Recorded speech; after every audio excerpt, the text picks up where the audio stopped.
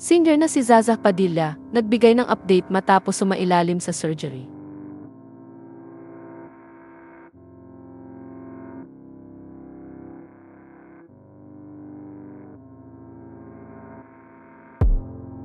Nagbigay ng update ang singer na si Zaza Padilla sa kanyang social media account matapos sumailalim sa surgery sa Singapore.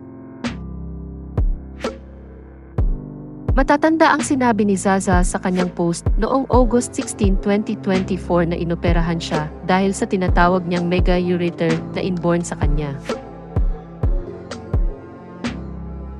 Kwento niya, "I was born with a mega ureter. My left ureter was the size of a sausage, when it should be a thin tubular structure with a 3 to 4 mm diameter. My right one is normal."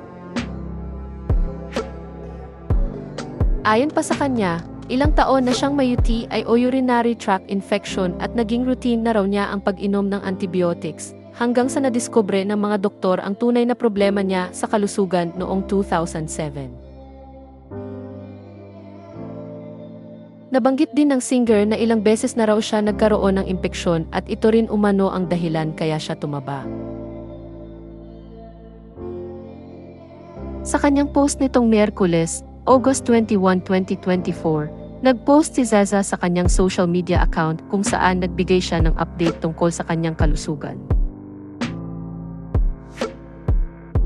Kalakipang litrato niyang nakatayo habang may hawak ng baso.